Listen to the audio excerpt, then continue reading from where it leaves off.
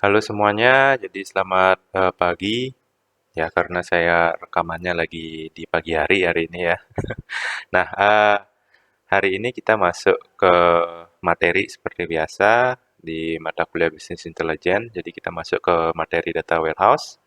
Nah, di mana sebelumnya kita sudah bahas mengenai materi data apa namanya materi Business Intelligence. Kita sudah bahas mengenai pendekatan yang dilakukan ketika kita ingin mengimplementasikan bisnis intelligence. Jadi ada beberapa implementasinya. Yang pertama ada top down ya, yang dimana kalau kita menggunakan pendekatan top down, jadi kita harus bisa menganalisa jadi pertanyaan bisnis apa yang kita butuhkan untuk tiap-tiap unit yang ada di organisasi tersebut ya. Selanjutnya mengolek atau data apa saja yang dibutuhkan untuk menjawab pertanyaan bisnis ya. Jadi sampai dengan visualisasi eh, apa namanya visualisasi datanya atau informasinya ya. Nah, sehingga pertanyaan bisnis yang sudah kita buat, nah jawabannya itu adalah berupa visualisasi yang sudah kita buat sedemikian rupa. Nah, ada juga yang button up ya. Jadi button up yang dimana kita melakukan analisa dari pertanyaan bisnis itu pada masing-masing unit ya. Dimana misalnya ada unit di Stimik Primakara ya, jadi ada di bawahnya Waka 1 ada BAK, Prodi dan juga PPTI. Jadi kalau kita menggunakan button up, jadi kita harus analisa misalnya prodi di unit prodi, pertanyaan bisnisnya apa, data yang dibutuhkan apa, sampai dengan visualisasi. Nah, untuk unit yang lain juga sama, ya. Nah, kekurangan dan kelebihan itu sudah kita bahas juga di pertemuan minggu lalu, ya minggu sebelumnya juga, jadi 2 minggu yang lalu juga sudah kita bahas. Jadi kalau button up ya kekurangannya otomatis akan ada eh, pertanyaan bisnis yang sama di masing-masing unit kemungkinan ya. Jadi kemungkinan ada pertanyaan bisnis yang sama di masing-masing unit sehingga itu akan menjadi apa namanya hal-hal yang mubazir kalau kita gabungkan ke dalam satu organisasi. Ya, jadi kalau teman-teman sudah tahu pertanyaan bisnisnya yang sudah tahu harus menggunakan pendekatan yang mana untuk mengimplementasikan bisnis intelijen.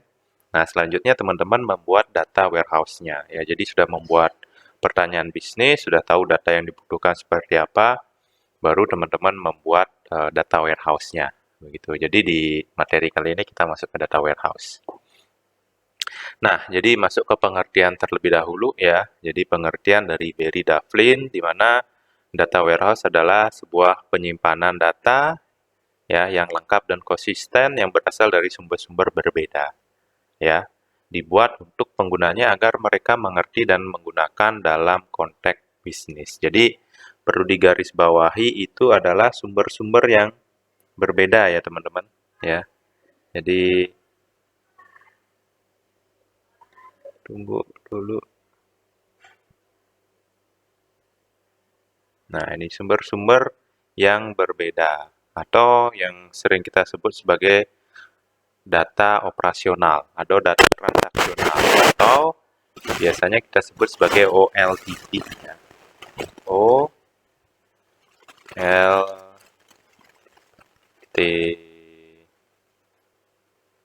Nah, ini mohon maaf saya pakai mouse ya, jadi kurang bagus tulisannya. Ya, jadi tetap harus diingat sumber-sumber yang berbeda atau sumber dari data warehouse ini adalah data transaksi yang dimana disebut sebagai OLTP ya. Nah, selanjutnya dari Forrester Research ya. Jadi data warehouse adalah sebuah proses transformasi data ke dalam sebuah informasi dan membuat informasi ini dapat diakses penggunanya tepat waktu untuk membuat perubahan-perubahan atau strategi bisnis ya.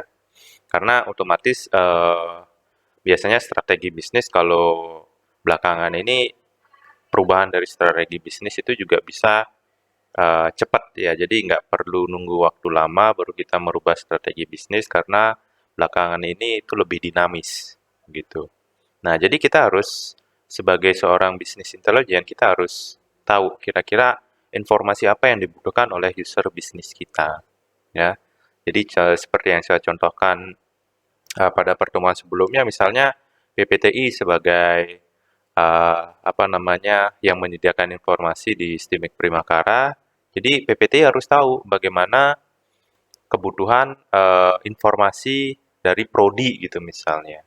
Ya, jangan sampai nanti prodi ingin membutuhkan hal yang sederhana misalnya informasi terkait IPK mahasiswa. Nah, itu PPTI nyarinya baru kelar 3 hari. Ya, jadi tidak digali dulu pertanyaan bisnis atau kebutuhan informasi apa yang dibutuhkan oleh prodi. Nah, itu akan menjadi hal yang apa namanya menunda banyak hal begitu ya. Jadi ketika kita terlambat memberikan informasi, otomatis keputusan yang harus kita lakukan juga akan terlambat ya.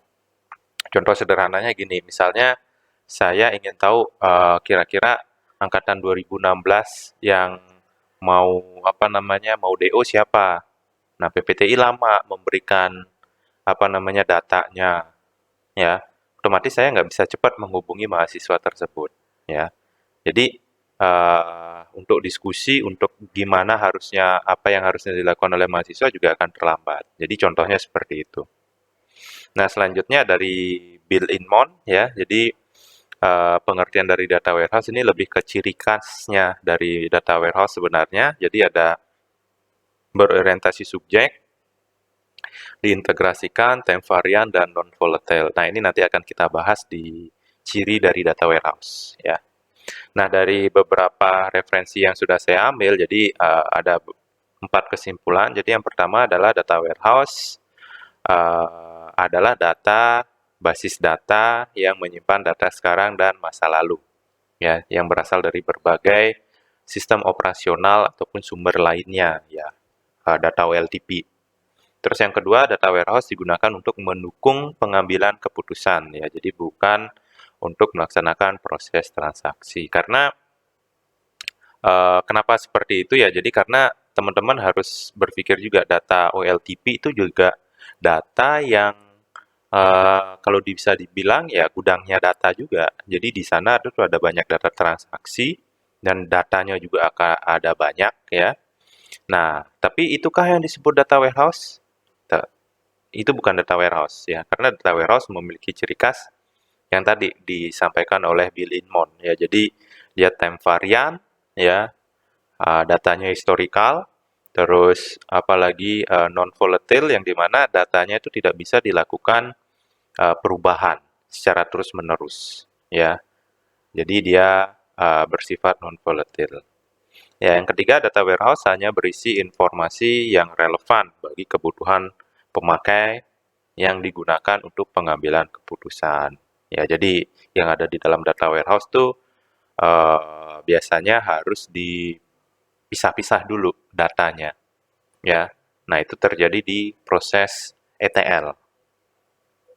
Nah, yang keempat, data warehouse adalah pusat repositori informasi yang mampu memberikan database berorientasi subjek, ya, untuk informasi yang bersifat historis yang mendukung decision support system dan juga executive information system. Ya, jadi digunakan untuk top level management biasanya.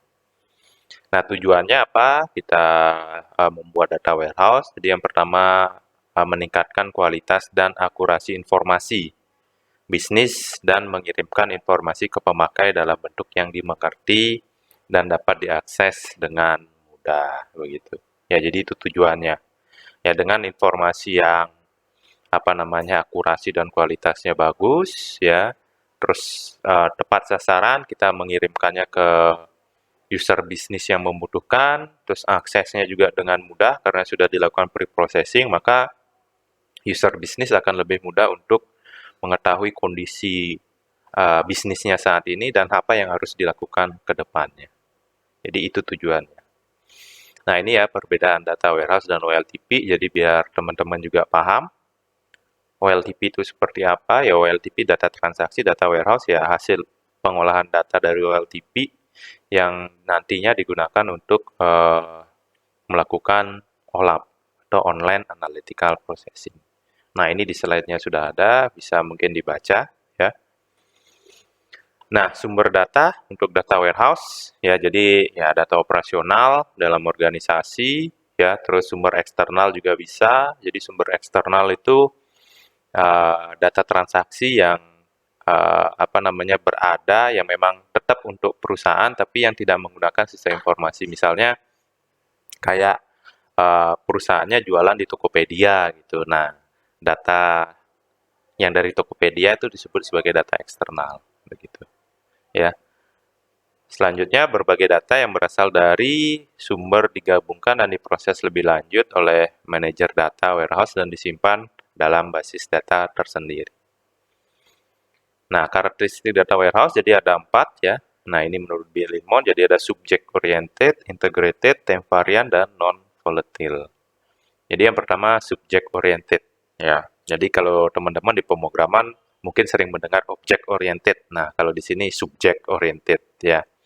Jadi subject oriented itu contohnya misalnya penjualan, produk, dan juga pelanggan. Jadi berfokus ke dalam pemodelan dan analisis data untuk pihak-pihak pembuat keputusan, memisahkan data yang tidak berguna di dalam proses pendukung keputusan, lebih ke subjeknya dia. Ya, nah contohnya kayak ini. Ya, jadi kalau yang operation application, nah itu ada order processing yang dimana datanya yang ada di dalam order processing itu kaitannya dengan banyak tabel gitu ya. Jadi ada order processing otomatis nanti ada kaitannya dengan customer, produk, terus tanggal apa namanya order ya, terus jumlah ordernya, customer loan juga sama ya. Jadi customer billing juga sama, claim processing juga sama. Jadi kayak kalau kaitannya dengan operation dia pasti kaitannya dengan banyak data. Sementara kalau data warehouse subject, nah dia bisa lebih ke dimensi. Ya, jadi misalnya kayak sales ya mungkin jumlah salesnya ya dan lain sebagainya, produk, nama produknya, ya kategori produknya. Jadi tidak terlalu banyak kaitannya dengan data-data yang lain. Jadi khusus dengan sales, produk, claim, atau customer. Ya. Nah ini lebih ke tabel dimensi ya. Kalau subject oriented itu ya. Nah, integrated ya, jadi data warehouse dikonstruksikan dengan cara mengintegrasikan sejumlah data yang berbeda. Nah, data di-processing di aplikasi untuk meyakinkan konsistensi data. Nah, contohnya seperti ini ya. Jadi, ketika kita apa namanya membuat sebuah data warehouse, sumbernya itu pasti dari berbagai aplikasi. Jadi ada aplikasi A, B, dan juga C dan D, begitu ya. Nah, dari aplikasi-aplikasi berbeda, kemungkinan datanya itu ada yang berbeda. Contohnya di sini data penyimpanan jenis kelamin. Ada yang menulis M dan F, ada yang menulis 1 dan 0, ada yang menulis X dan Y, ada yang male or female. Nah, data ini harus disetarakan, ya. Jadi maunya disamakan menggunakan apa? M atau F. Nah, kalau di sini contohnya dari berbagai sumber yang berbeda, ini dibuat menjadi M dan F, ya, male dan female, gitu. Nah, ini juga sama ya terkait apa namanya sentimeter, inch, yard dan lain sebagainya. Jadi ini harus dikonversi. Jadi misalnya dari meter harus dikonversi ke sentimeter. Inch harus dikonversi ke sentimeter, yards harus dikonversi ke sentimeter, sehingga hasilnya berupa sentimeter, begitu. Ya, nah otomatis di dalamnya harus ada perhitungan, ya, karena konversi meter ke senti, ya, inch ke senti dan yards ke senti ataupun yang lain. Nah, selanjutnya ada lagi ya, misalnya tipe datanya. Ya, jadi kalau tipe datanya berbeda-beda, ya juga wajib disamakan. Ya, jadi ada yang misalnya nulis data apa namanya penjualan dengan menggunakan integer, dengan menggunakan varchar. Nah itu kan udah salah ya. Jadi harusnya total penjualan pasti datanya integer karena nanti harus dilakukan perhitungan aritmatika. Nah itu harus disesuaikan.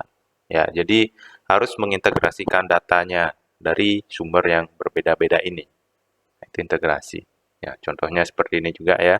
Jadi ada saving account, checking account, dan loans account. Nah, itu kalau harus diintegrasikan, harus disesuaikan tipe datanya, sehingga nanti ketika di data warehouse dia sudah dengan mudah kita analisa. Jadi nggak perlu lagi ada proses transformasi di sana. Nah, ini juga sama ya, data perlu distandarkan. Nah, selanjutnya ada time varian. Jadi time varian itu adalah menghasilkan informasi dari sudut pandang historikal. Jadi data yang kita masukkan di dalam data warehouse itu bersifat historikal.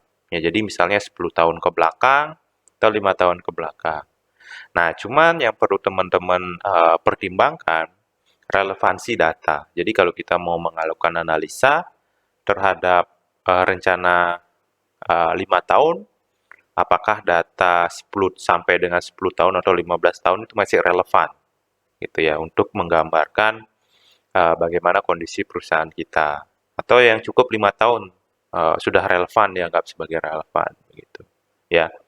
Nah, itu perlu dipikirkan. Sementara database operasional itu dia tidak apa namanya tidak ada tidak menggunakan time variant karena setiap harinya dia dilakukan insert update delete ya, proses CRUD. Ya, kalau data warehouse enggak. Jadi sekali di load hanya bisa di read saja. Nah, ini ya. Nah, selanjutnya itu masuk ke non volatile yang tadi. Jadi sekali bisa di load, dia tidak bisa di apa namanya di update, di delete ya. Jadi hanya bisa di read ya. Jadi dia masuk ke non volatile. Sekali data direkam, maka data tidak bisa diupdate. Jadi hanya bisa di read ya. Tuh, jadi hanya ada dua operasi yang ada di dalam data warehouse, jadi initial loading of data dan juga akses data. Udah itu aja. Nah, contohnya seperti ini.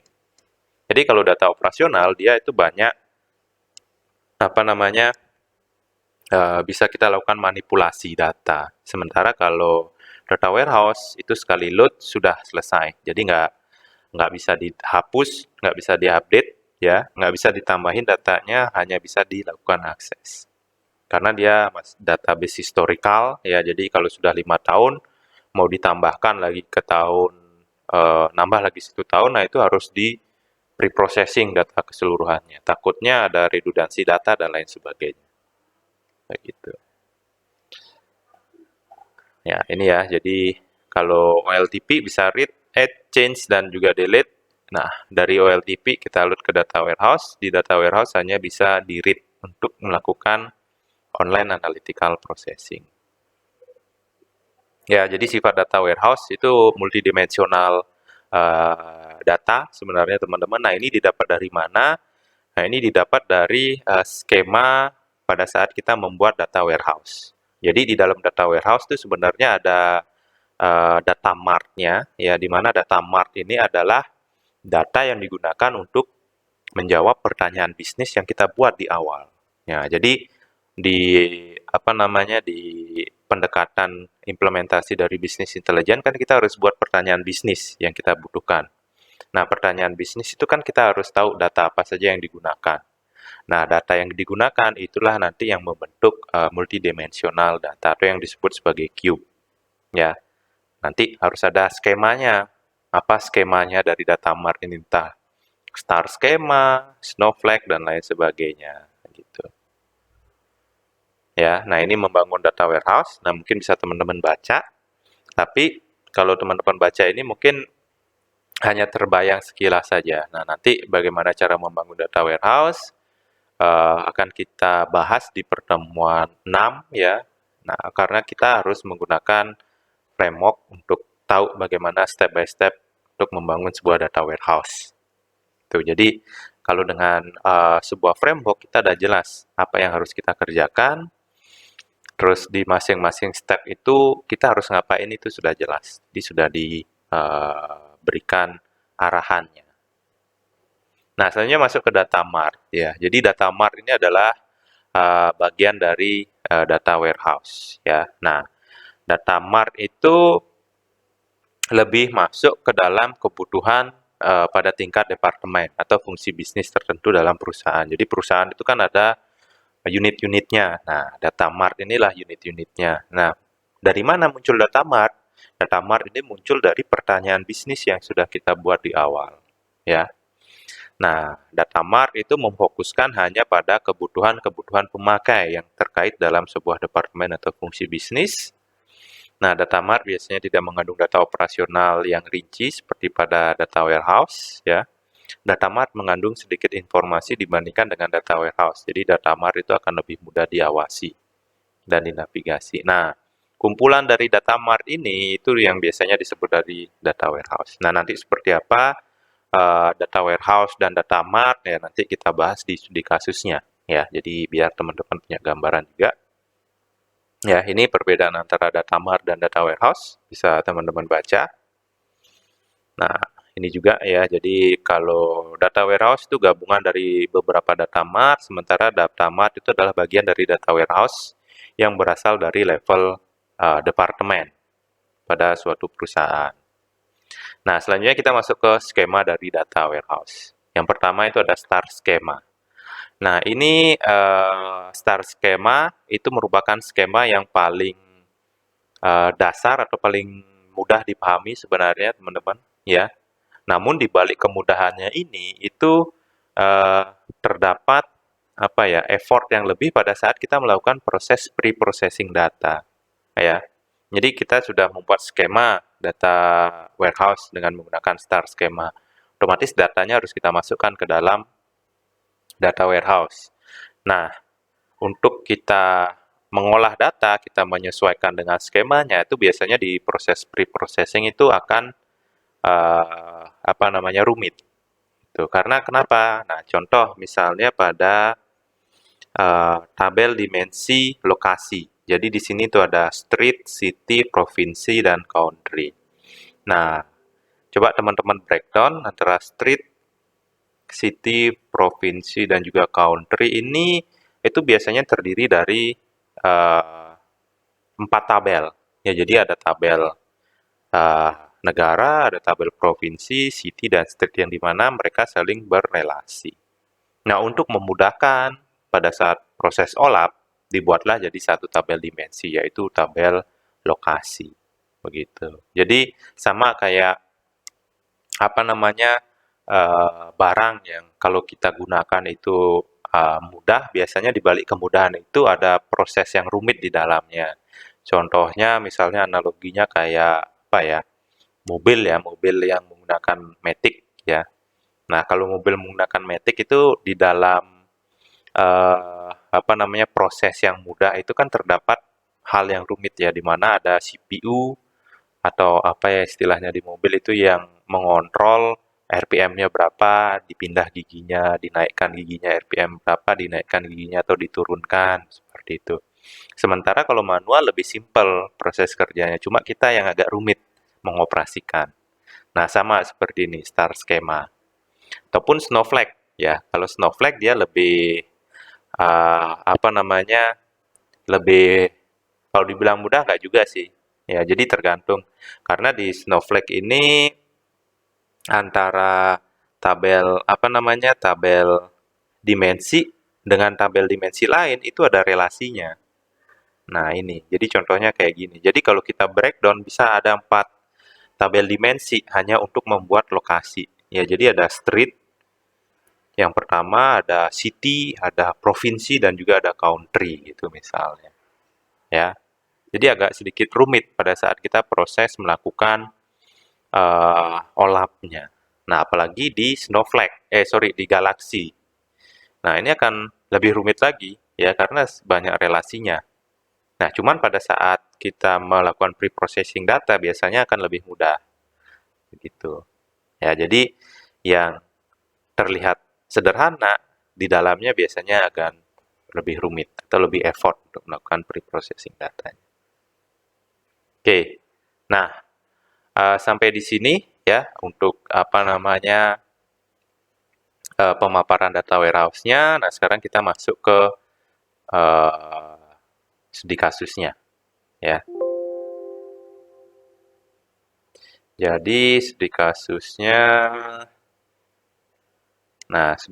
kebetulan ada apa namanya,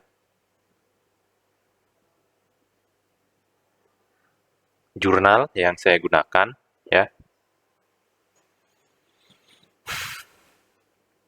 Tunggu sebentar, masih loading. Nah, jurnalnya berjudul Desain dan Implementasi Data Warehouse Studi Kasus Pemetaan Daerah Rawan Bencana di Provinsi Sumatera Barat. Nah, ini ya, yang dibuat oleh Novianto Budi Kurniawan. Jadi, eh, bab 1, bab 2-nya kita lewati, ya.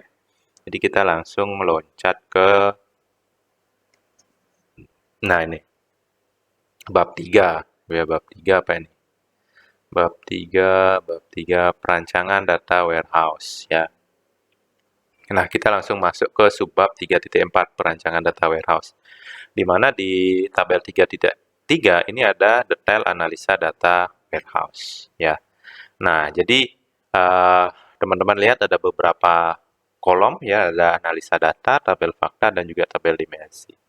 Nah, ada analisa data ini itu sama dengan pertanyaan bisnis yang kita buat di awal. Jadi kalau di sini itu ada 6 6 pertanyaan bisnis yang dimana di masing-masing pertanyaan bisnis atau dalam paper ini adalah analisis data itu sudah dipetakan apa namanya data yang dibutuhkan.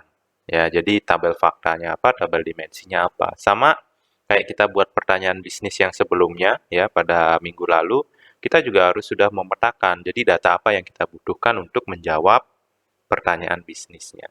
Begitu. Jadi ada 6 pertanyaan bisnis. Nah, pada masing-masing data pada pertanyaan bisnis itu ada kemungkinan ada data yang sama. Ya, contohnya pada analisis frekuensi bencana, analisis bencana terburuk, analisis pihak pemberi bantuan. Nah, ini uh, ada banyak data yang sama, kecuali tabel faktanya. Jadi, tabel dimensinya ada data wilayah, waktu, status desa, status pemerintahan, dan juga lokasi. Nah, ini hampir semua digunakan, ya. Jadi, kalau kita menggunakan button up, pada saat kita memerge semuanya, ini akan menimbulkan apa namanya redundansi data. Nah, kalau dari pendekatan yang digunakan di data warehouse, bisa kita analisa dia menggunakan top down karena dia melakukan analisa menyeluruh terlebih dahulu. Dia memetakan datanya, ya. Jadi setelah dia tahu pertanyaan bisnisnya, setelah dia tahu datanya apa yang digunakan, nah baru dia merancang tabel-tabelnya. Jadi di sini ada 6 tabel apa namanya fakta dan ada berapa ini? 9, ya, otomatis 15. Keseluruhan tabelnya itu ada 15, ya. Nah, jadi kalau kita menggunakan top down, kita nggak perlu nih. Kita hanya membutuhkan satu tabel ketika tabel itu digunakan di pertanyaan bisnis yang berbeda. Jadi tadi wilayah, sorry, ya, tabel wilayah itu digunakan di 3 pertanyaan bisnis, jadi kita cukup membuat satu. Jadi tidak akan muncul redundansi, gitu, ya. Nah, yang mana yang disebut data warehouse? Jadi yang disebut data warehouse adalah semua tabel, fakta, dan dimensi ini. Itu adalah data warehouse. Ya, jadi dia itu kumpulan dari data yang kita gunakan untuk menjawab pertanyaan bisnis yang ada. Jadi kalau ada 6, ya berarti keseluruhan tabel yang ada di sini ini adalah data warehouse. Gitu. Nah, kalau data warehouse-nya sudah terbentuk, ya, jadi kita sudah tahu tabel faktanya. Nah, di sini adalah star schema. Jadi, star schema di sini itu adalah data mart-nya. Ya, jadi tadi kita sudah buat data warehouse-nya secara menyeluruh. Nah, star schema ini adalah data mart-nya. Jadi, data mart ini sekali lagi yang digunakan untuk menjawab pertanyaan, ya. Jadi nanti tinggal kita relasikan aja. Jadi di awal kita sudah melakukan mapping apa saja datanya, faktanya dan dimensinya. Selanjutnya di sini tinggal kita relasikan, ya. Nah, apa namanya? Dapatlah kita data mart dari masing-masing pertanyaan bisnis yang ada di dalam data warehouse-nya. Nah, setelah dapat data MAR, baru kita lakukan visualisasi datanya, gitu. Ya. Nah, jadi kurang lebih seperti itu teman-teman. Nah, yang disebut sebagai data warehouse itu adalah kumpulan dari seluruh data yang kita gunakan untuk menganalisa pertanyaan bisnis yang sudah kita paparkan. Setelah itu data mart itu adalah cube ya. Jadi ini kan cube-nya. Jadi seperti saya sampaikan di awal, cube-nya itu terbentuk dari data mart, di mana data mart ini terbentuk dari skema data warehouse yang sudah kita tentukan pada saat kita membuat pertanyaan bisnis gitu. Ya, jadi di sini ada 7 cube jadinya ya, karena ada 7 star skema begitu ya. Nah, itu jadi terkait data warehouse. Oke. Nah, itu ya. Jadi kalau ada pertanyaan, mungkin cukup sekian materinya untuk pertemuan kali ini. Jadi kalau ada pertanyaan, bisa nanti teman-teman tanya via chat ya. Di grup aja nanti nanyanya. Nah, untuk tugas di sini ada tugas ya. Jadi tugas untuk bekal kalian di Nyepi ya. Jadi nanti tugasnya dikumpulkan di tanggal 31 saja. Jadi 31 Maret teman-teman silakan ngumpul. Jadi ada waktu 2 minggu. Di mana tugasnya adalah dari pertanyaan bisnis yang sudah teman-teman susun di minggu kemarin. Nah, coba buat gambaran dari data warehouse-nya. Ya, jadi gambaran data warehouse. Jadi kira-kira dari pertanyaan bisnisnya, tabel faktanya apa, tabel dimensinya apa. Itu aja, ya. Nah, itu sesuaikan dengan kelompok yang teman-teman kemarin buat, ya. Jadi diskusi dengan kelompoknya yang kemarin, dan berikutnya ngumpulnya per orang. Jadi ngumpulnya nanti akan per orang. Jadi silakan teman-teman diskusi dengan kelompok yang kemarin, ya, karena kemarin kan kita itu sampai di sini ya. Ya, jadi kita disuruh buat di diskusi sebelumnya, kita diminta menyediakan informasi bagi divisi Wakal 1 sesuai dengan data yang ada. Nah, setelah itu teman-teman sudah memaparkan di kelas. Nah, selanjutnya lanjutannya itu adalah dari pertanyaan bisnis yang sudah teman-teman susun pada minggu sebelumnya. Nah, coba buat gambaran dari data warehouse-nya seperti apa. Jadi sesuai dengan kelompoknya, namun nanti ngumpulnya per orang, begitu. Ya, nah itu untuk latihannya. Jadi silakan dikerjakan, waktunya 2 minggu. Dan kalau ada pertanyaan bisa tanya langsung di grup. Ya, jadi jangan tanya personal. Jadi kalau di grup nanti bisa saya balas, dan ketika nanti ada pertanyaan yang sama, nah itu tidak 2 kali saya harus membalasnya, begitu ya. Jadi teman-teman yang lain sudah tahu juga. Oke, mungkin cukup sekian untuk materinya hari ini. Terima kasih untuk yang sudah menyimak, dan jangan lupa dikerjakan latihannya. Terima kasih.